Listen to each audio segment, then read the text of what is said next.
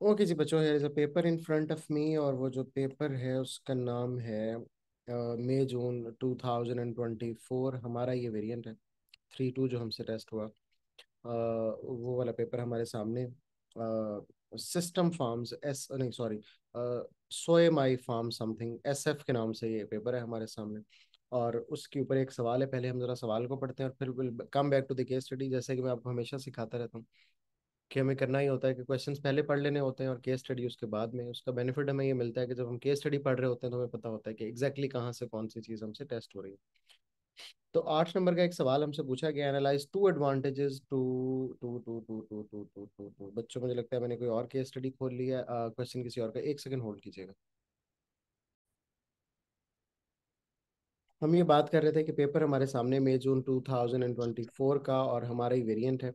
हम पहले ये करते हैं कि हम पहले क्वेश्चन पढ़ लेते हैं। The question is in front of us, और वह सवाल ये है कि analyse two advantages to SF of using flexible employment contract. तो हमें पता है फ्लेक्सिबल एम्प्लॉयमेंट कॉन्ट्रैक्ट पे क्वेश्चन है, तो ये लाजमी तौर पे दो टू एडवांटेजेस पूछे गए, तो 8 मार्क्स का ही क्वेश्चन होगा। और हमें ये पता है कि 8 मार्क्स की मार्क्स स्कीम क्या होती है। कोई बच्चा मुझे बता सकता है कि 8 मार्क्स की मार्क्स स्कीम क्या होती है? भूल गई सबको। एनीवन बच्चों? 8 मार्क्स। दो नॉलेज, दो एप्लीकेशन, चार analysis. Two knowledge, two application और टू एनालिसिस इसमें टेस्ट होते हैं। तो ये भी 8 मार्क्स का क्वेश्चन है हमारे सामने, और इसमें जाहिर है हमने 2 नॉलेज, 2 एप्लीकेशन और 4 एनालिसिस अटैम्प्ट करने हैं। इस क्वेश्चन को अटैम्प्ट करने के लिए हम जरा केस स्टडी थोड़ी सी पढ़ लेते हैं और हमें पता चलेगा कि SF is a private limited company. ये एक बेसिक प्राइमरी इंफॉर्मेशन हमें मिल गई। इसके साथ हमें पता चला कि उसके 3 फार्म्स हैं कंट्री B के अंदर। फार्म्स हैं तो हमें ये भी इससे समझ आ जानी चाहिए कि ये कोई एग्रीकल्चर रिलेटेड बिजनेस होगा। SF core activity is growing a range of agriculture crops, और वो काफ़ी सारी एग्रीकल्चर क्रॉप्स ग्रो करते हैं, जैसा कि सोया और मेज उसके मेजॉरिटी ऑफ क्रॉप्स हैं जो कि 90% इसका आउटपुट जो है वो प्रोड्यूस करते हैं। Most of SF's output is sold to manufacturer. B2B market में ऑपरेट करता है। Products such as soya meal and soya oil उनको ये अपनी प्रोडक्ट जो है to increase the value added, SF has diversified.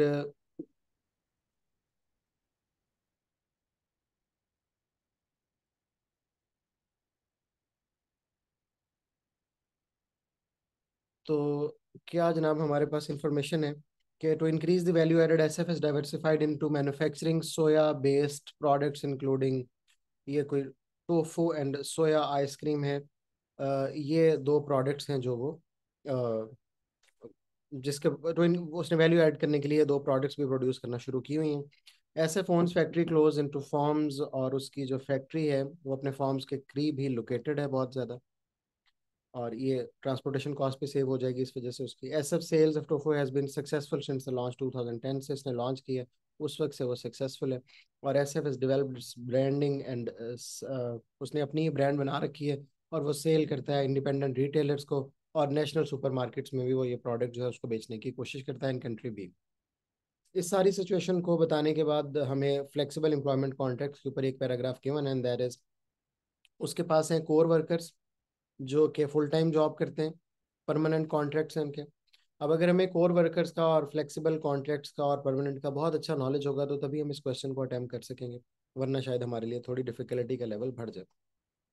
अच्छा जी, उसके पास मशीन्स हैं, फार्म लेबरर हैं, कोऑपरेटिव हैं, ये और मशीन ऑपरेटिव हैं, ये सारे के सारे हैं। और इम्पॉर्टेंट बात यह कि जो परमानेंट स्टाफ है उसका लेबर टर्नओवर काफ़ी लो है। अच्छा जी, इसके अलावा लेकिन ज़्यादातर जो इसके एम्प्लॉयज़ हैं हाउएवर फ्लेक्सिबल एम्प्लॉयमेंट कॉन्ट्रैक्ट्स में।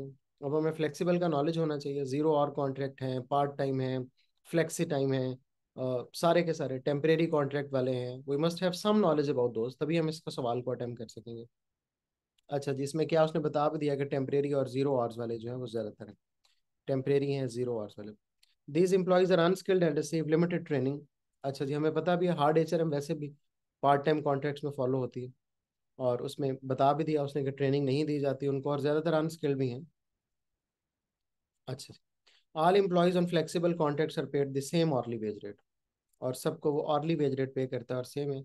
और इसका मतलब है कि कुछ लोग होंगे जो शायद ज़्यादा प्रोडक्टिविटी करते होंगे, उससे थोड़े डीमोटिवेटेड भी हो जाएंगे।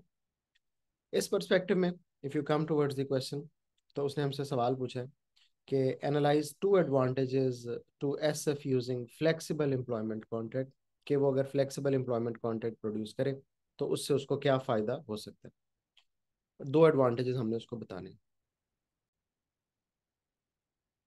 अच्छा जी, नॉलेज में एग्जामिनर हमसे एक्सपेक्ट करता है कि सबसे पहले तो हमें पता होना चाहिए कि जो फ्लेक्सिबल कॉन्ट्रैक्ट्स हैं वो क्या होते हैं।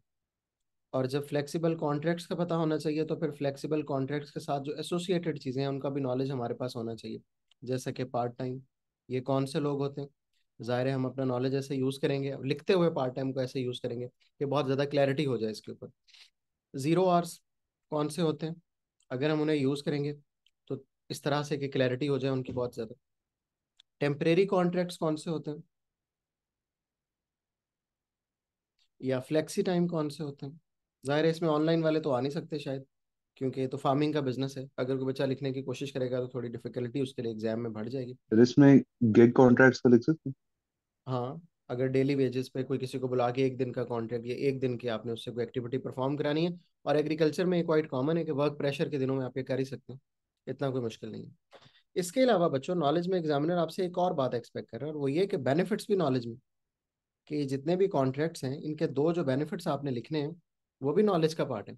मिसाल के तौर पे आपने अगर लिखा कि ये जो फ्लेक्सिबल कॉन्ट्रैक्ट्स हैं they can reduce the fixed cost, क्योंकि हमें पता है कि हम पार्ट टाइम कॉन्ट्रैक्ट्स उसको जब रख रहे होते हैं तो फिर तो ज़ाहिर है उन्हें हम सैलरी नहीं दे रहे होते, बल्कि उन्हें हम वेजेस दे रहे होते हैं। तो वो वेजेस तो हमारी जो फिक्स्ड कॉस्ट है, सैलरी तो नहीं होती, वो तो वेरिएबल कॉस्ट होती है। ठीक है, फिर फ्लेक्सिबिलिटी बहुत ज़्यादा इंक्रीज हो जाती है, और फार्मिंग के बिजनेस में तो स्पेसिफिकली सीजन होते हैं, आपको पता है। और वो उन सीजन्स के साथ आप फ्लेक्सिबल वर्कफोर्स रख सकेंगे। जब सीजन होगा आप ज्यादा फार्मर्स को हायर कर लें, जब सीजन नहीं होगा कम को हायर कर लें। आइसक्रीम का बिजनेस भी ऐसा ही है, जो दूसरा इसका मेजर बिजनेस है, वहां पे भी शायद बहुत ज्यादा सीजनल चीजें होती हैं, तो आपको ये उनके हिसाब से अपनी वर्कफोर्स एडजस्ट करनी पड़ सकती है। ठीक है, फिर इसके अलावा अगर कोई एम्प्लॉयज़ गायब हैं, छुट्टियों पे हैं, तो वो आप क्या कर सकते हैं, कंपनसेट कर सकते हैं, उनकी जगह दूसरे एम्प्लॉयज़ को हायर कर सकते हैं। ठीक है, ऑल्टरनेटिव्स आपके पास मौजूद होते हैं फ्लेक्सिबिलिटी में, कि वो नहीं है तो हम कुछ दिनों के लिए तो किसी एम्प्लॉयज़ को बुला ही सकते हैं। ठीक है, और इसको भी एग्रीकल्चर के साथ रिलेट कर सकते हैं कि हार्श वर्किंग कंडीशन थोड़ी होती हैं तो सिकनेस थोड़ी ज़्यादा हो सकती है। अच्छा, और इसके अलावा वो लोग जो कि फ्लेक्सिबल में फॉल करते हैं, अगर वो उनकी सैलरीज ज़्यादा हैं, यानी सैलरीज इन सेंस ज़्यादा कि वो ज़्यादा जगहों पे काम करते हैं, तो वो मोटिवेटेड भी होंगे काम करने के लिए। और फिर शायद अगर वो दूसरी जगहों से आएंगे भी सही, तो वो थोड़े ट्रेन भी हो सकते हैं। वैसे तो केस स्टडी में स्पेसिफिकली लिखा हुआ है कि अनस्किल्ड वर्कर्स को रखता है, लेकिन स्टिल अगर कोई ऐसे फ्लेक्सिबल लोग हैं जो दूसरी जगहों से आते हैं तो वो शायद थोड़े स्किल भी हो सकते हैं।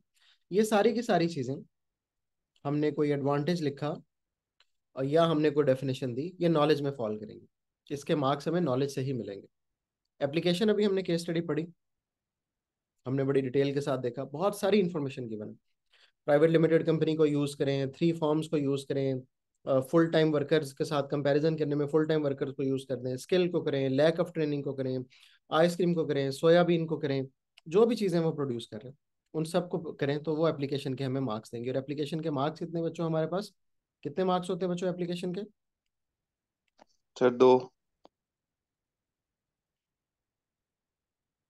तो एप्लीकेशन के 2 मार्क्स हैं। क्या इसका मतलब ये एक दफ़ा हमें केस स्टडी से अप्लाई कर देना चाहिए, इसका क्या मतलब है, कुछ और करना चाहिए।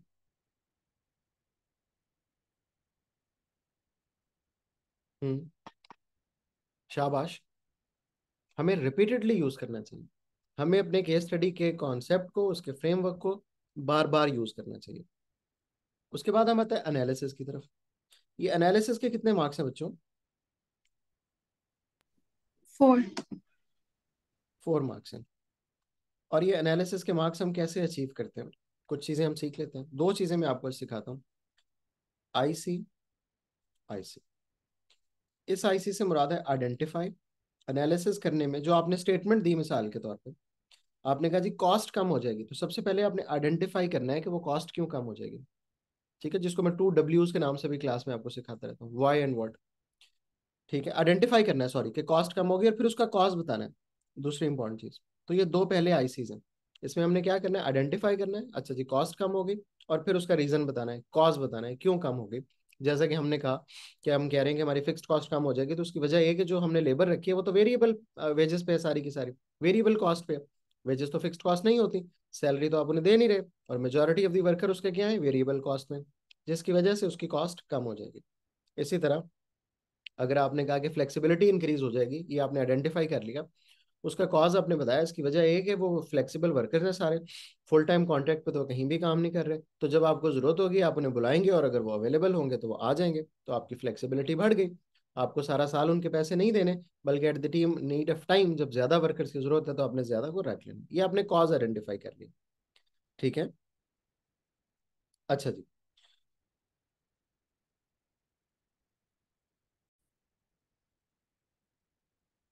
अगले आईसी से क्या मुराद है? इम्पैक्ट और फिर कॉन्सिक्वेंस।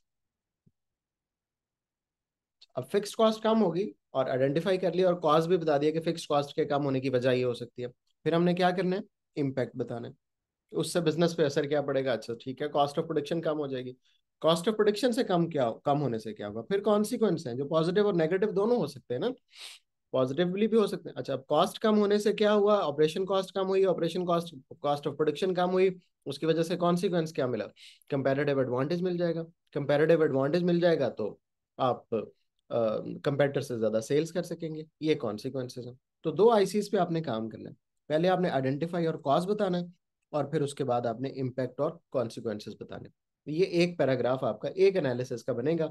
इस तरह से आप पहला एनालिसिस कंप्लीट करेंगे, फिर कोई दूसरा मिसाल के तौर पे फ्लेक्सिबिलिटी वाला लिखेंगे, दो ही लिखने हैं, तीसरा तो हमने लिखना नहीं, दो से ज्यादा हमें रिक्वायर्ड नहीं है। तो दिस इज वे वो अटेम्प्ट। ठीक है, आज इवेल्यूशन तो इसमें होती नहीं 8 नंबर के सवाल में, तो आपका जो फोकस है सारे का सारा वो इन चार चीजों पे होना चाहिए जो हमने यहाँ पे लिख दी है, कि आपने आइडेंटिफाई करना है, उसका कॉज बताना है, उसका इम्पैक्ट बताना है, और उसको जो है आपने फिर कॉन्सिक्वेंस उसका बता देना, जो कॉन्सिक्वेंस पॉजिटिव और नेगेटिव दोनों हो सकते हैं। ठीक है। जैसे कि हमने एक कॉस्ट वाली बात की, अगर हम फ्लेक्सिबिलिटी वाली बात करें तो हम कहेंगे जी फ्लेक्सिबिलिटी इंक्रीज हो जाएगी, इसलिए कि पार्ट टाइम वर्कर्स और जीरो आवर वर्कर्स अवेलेबल होंगे आपको डिफरेंट टाइम पीरियड्स में। अच्छा, उसकी वजह से ये होगा कि at the time of need जब प्रेशर ऑफ वर्क होगा तो आप उनमें से वर्कर्स को बुला सकते हैं, उसकी वजह से आपका वर्क डिले नहीं होगा, ये हम कॉन्सिक्वेंस बता रहे हैं। जब वर्क डिले नहीं होगा, टाइम पे आपकी जो क्रॉप्स की जो होंगी वो प्रोड्यूस हो जाएंगी, जब टाइम पे प्रोड्यूस होंगी तो टाइम पे आप अपने जो सोयाबीन के बायर्स हैं जो कि सोया ऑयल प्रोड्यूस करते हैं उनको बेच सकेंगे, तो उसकी वजह से हो सकता है वो आपको हायर रेट ऑफर करें, ये सब कॉन्सिक्वेंस है। जब वो हायर रेट आपको ऑफर करेंगे तो आपकी प्रॉफिटेबिलिटी इंक्रीज हो जाएगी। इंपॉर्टेंट बात यह है कि कॉन्सिक्वेंस हमें कितने प्रोड्यूस करने चाहिए, मेरा ये आपको मशवरा है कि आपने जब इम्पैक्ट बता दिया तो उसके बाद at least four, impact would be fifth, तो एटलीस्ट फोर कॉन्सिक्वेंसेस तो आपको बताने चाहिए जो एक दूसरे से लिंक्ड होने चाहिए, एक चेन के अंदर होने चाहिए।